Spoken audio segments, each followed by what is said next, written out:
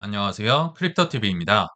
오늘은 전쟁과 케빈 허시의 인사청문회에 가려진 채 쓱 지나갔던 소설 같은 호재 하나를 소개드려 보겠습니다. 뉴스를 통해 보셨겠지만 사실상 미국과 이란의 전쟁은 무기한 휴전에 들어간 듯 보입니다. 하루 먼저 결과가 나왔는데요. 아마 뉴스를 통해 보셨기 때문에 그냥 넘어가도록 할 거고요. 또 하나, 케빈 허시의 인사청문회로 어제 하루가 좀 들썩이지 않았나 생각이 드는데요. 자, 어제 있었던 청문회의 한 화면을 제가 캡처를 해왔는데, 이렇게 빨간 동그라미 안에 상원 의원들의 표정을 보시면 아시겠지만, 굉장히 웃고 있음을 알 수 있습니다. 그만큼 대부분의 분들이 굉장히 공격적이었고 조롱을 하고 비난의 수위가 굉장히 높았던 청문회였습니다. 특히나 가장 오른쪽에 있는 엘리자베스 워런 의원은 공격 강도가 어마어마했었고요. 또 왼쪽에 있는 분, 가장 왼쪽에 있는 분도 여러 가지 얘기를 했었는데 오늘의 이제 화제의 단어는 바로 꼭두각시였습니다. 케빈 허시를 두고요. 이 왼쪽의 의원이 꼭두각시가 뭐죠? 막 이렇게 물어봅니다. 그래서 뭐라 답을 하니까 그러면 인간 꼭두각시는 뭐죠?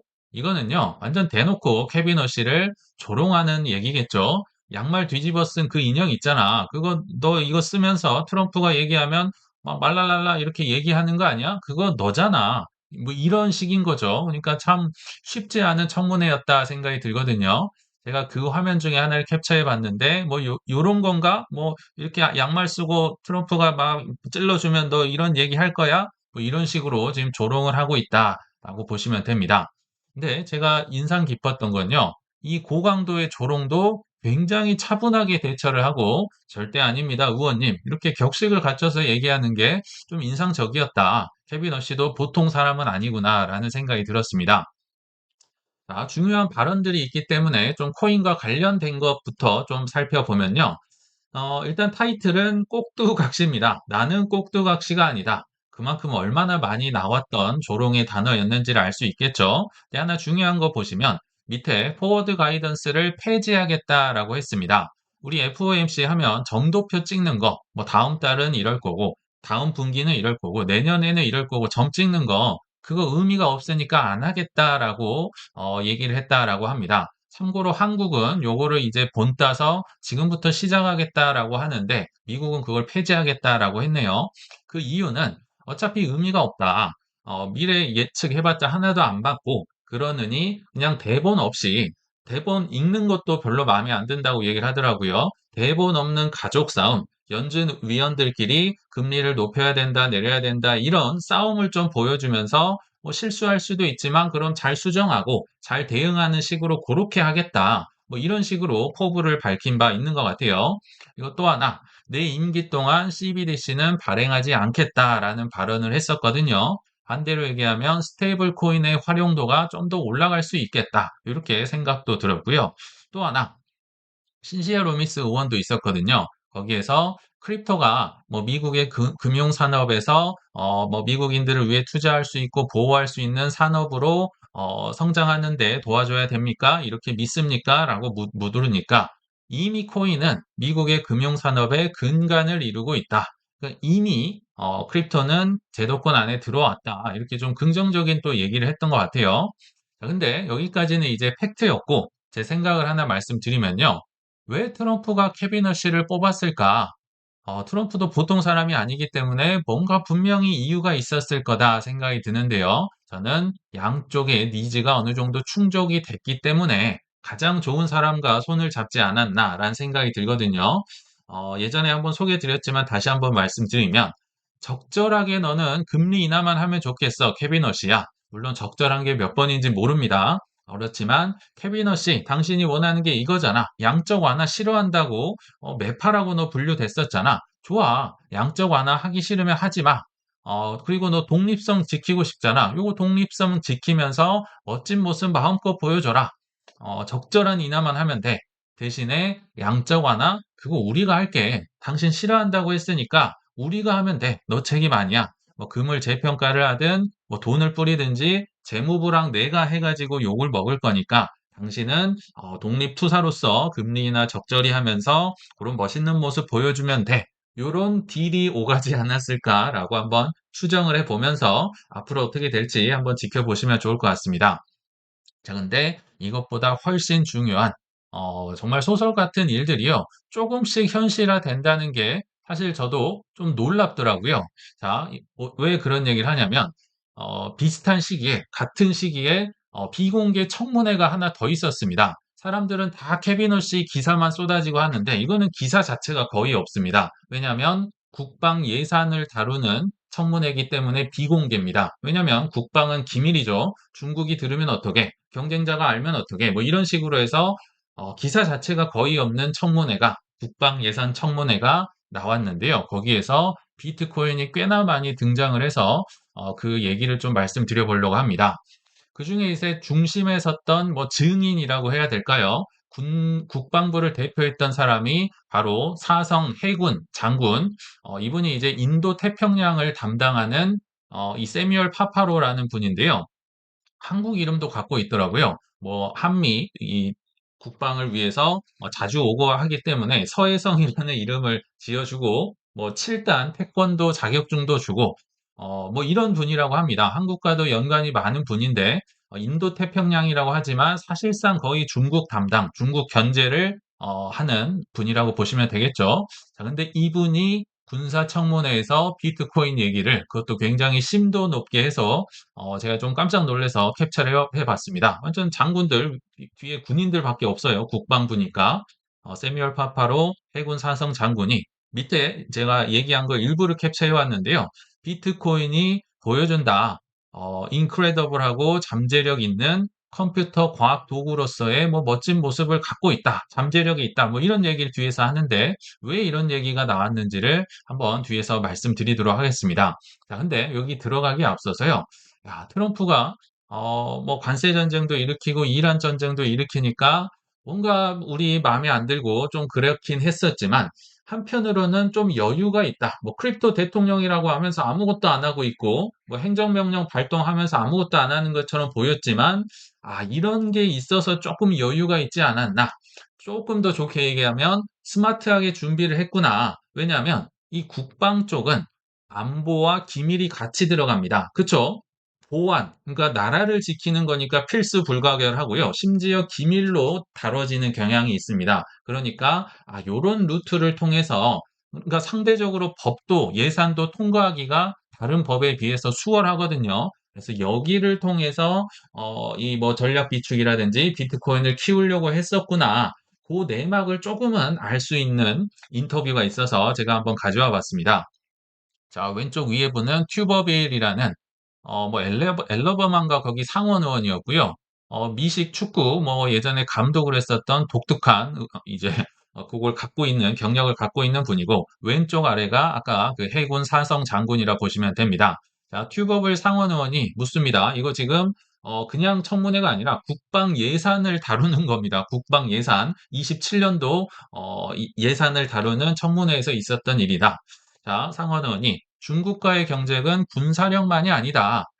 통화, 재정 안전성도 우리가 가져가야 된다라고 하는데 작년에 이미 중국의 공산당에서 싱크탱크가 비트코인을 전략자산이라는 연구 결과 보고서를 발표했다. 이거는 미국의 이제 비트코인 전략 비축 이후에 나온 조치였다라고 얘기를 하면서요. 자, 비트코인이 또 등장하죠. 비트코인이 인도 태평양 가로 열고 중국이죠. 왜냐하면 파파로가 인도 태평양 담당이기 때문에 그래요. 중국의 억제력 강화에 어떤 영향을 미치죠? 비트코인 전략 비축이 중국과 경쟁에 도움이 됩니까? 아, 이게요. 사실 예전에 트럼프 대통령이 계속 얘기를 했던 게 뭐 중국이 우리가 안 하면 중국이 한다. 계속 이런 논리를 폈잖아요. 그게 농담이 아니었던 겁니다. 정말 요런 이제 프레임을 갖고 이게 진행이 되고 있다라고 보시면 되거든요. 자, 비트코인이 우리가 전략 비축하면 중국과 경쟁에서 앞설 수 있습니까? 라고 물어봅니다. 그러니까 비트코인 전문가가 아니고요. 지금 사성 장군, 군인이 얘기를 하는 겁니다. 비트코인은 암호화, 블록체인, POW 방식이 결합된 굉장히 어려운 말들이 쭉쭉 나오는데요. 조금 해석을 하고 가면요. 암호화는 위변조가 되지 않는다. 그리고 블록체인은 기록 장부다. 특히 오늘의 주인공은 POW인데요. 이게 안보다, 보안 방식이다. 라고 얘기를 하는 겁니다. 이런 것들이 결합된 엄청나게 잠재력이 있는 컴퓨터 과학 도구입니다. 앞서서 캡처했던 그 내용이죠. 자, POW는 단순히 알고리즘 네트워크에 드는 보안과 운영 비용과 뭐 노력보다 훨씬 많은 비용을 부과해야 됩니다. POW는 알고리즘과 다르다. 돈이 많이 든다는 얘기인데요. 그러니까 알고리즘은 여기에서는 POW를 제외한 다른 모든 방식, 뭐 POS든 예전에 뭐 테라루나든 아무튼 다른 거라고 이제 보시면 되거든요. 근데 이 내용이 굉장히 의미가 있습니다. 이게 지금 무슨 얘기인지를 제가 한번 해석을 해보면요. 자, POW 채굴 방식은 엄청난 돈이 많이 든다. 해킹하려면 돈을 미친 듯이 쏟아 부어야 되니까, 이게 정말 안보의 핵심이다. 그래서 비트코인 POW는 국방의 인프라로 보셔야 되고요. 요거를 심지어 키워야 된다. 지금 이 얘기가 왜 나오냐면요. 이거는 국방 예산 청문회입니다. 예산에 넣을지 말지를 결정하는 청문회에서 지금 POW가 국방 인프라로 연결되는 모습을 여러분들은 보고 있습니다. 굉장히 뭐 의미가 있는 지금 청문회인 것 같아요. 진짜 저는 뭐 영화처럼 보이더라고요. 그러면서 파파로 이 사성 장군이 또 이런 얘기를 합니다. 비트코인은 현실입니다. 먼 미래에 있는 게 아니라 나중에 할 게 아니라 지금 해야 되는 현실이다. 이런 의미인 겁니다. 그래서 전문가들이 역량을 발휘해야 할 귀중한 과학 도구입니다. 경제적인 면을 제외하고라도 이거는 비트코인 가격이 뭐 상승하는 그런 걸 의미하겠죠. 요런 걸 빼고라도 사이버 보안에 있어서 매우 중요합니다. 국가 안보에 연결이 된다는 말을 이렇게 지금 표현을 하고 있는 겁니다. 그러니까 튜버벨 사실 이분은요. 비트코인 액트, 비트코인 100만 개 사자, 뭐 신시아 루미스가 이제 주요 발의자지만 공동 발의자라고 보시면 됩니다. 이미 사실은 답을 정해놓고 지금 물어본다라고 보시면 되거든요.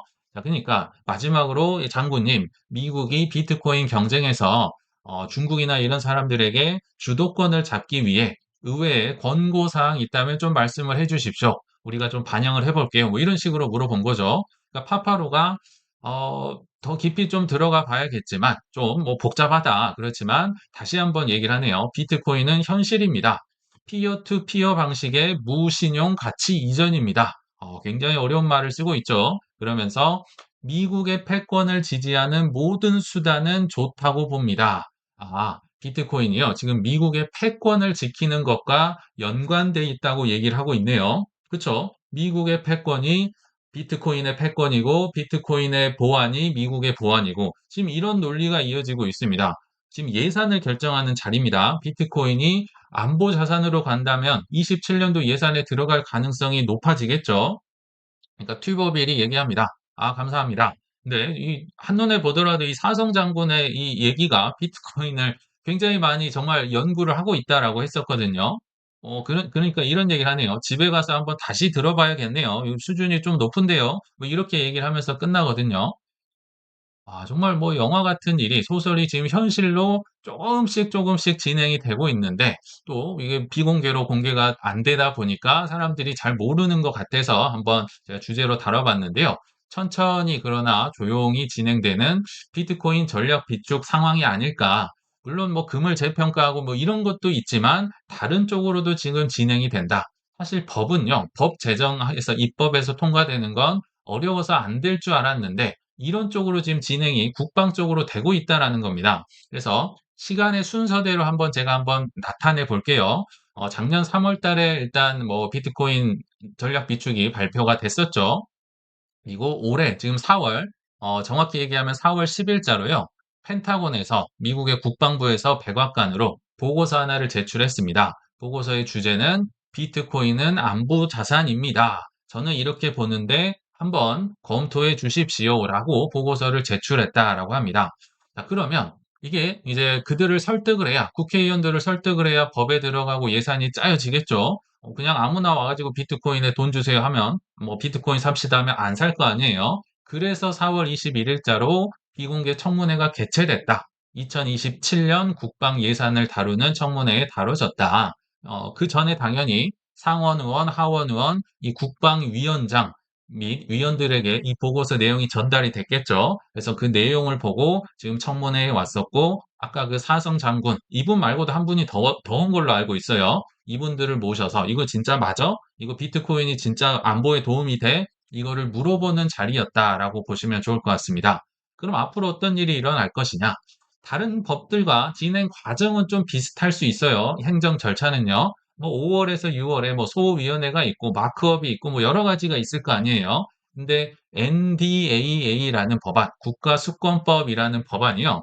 어 조금 특이합니다. 1년 그러니까 향후 1년 내년도에 군대의 예산법, 내년에 쓸 예산을 매년 이렇게 정한다. 왜냐하면 국방 이 보안 쪽은 너무 중요하기 때문에요. 1년짜리 하루 한 달 1년 1년에서 계속 미리 짠다. 그러면 여기에 이제 AI를 넣고 드론을 넣고 뭐가 보안에 좋고 뭐가 나쁘고 이런 걸 넣고 빼고 하는지를 합의를 한다라고 보시면 됩니다. 그런 과정을 5월, 6월에 겪겠죠.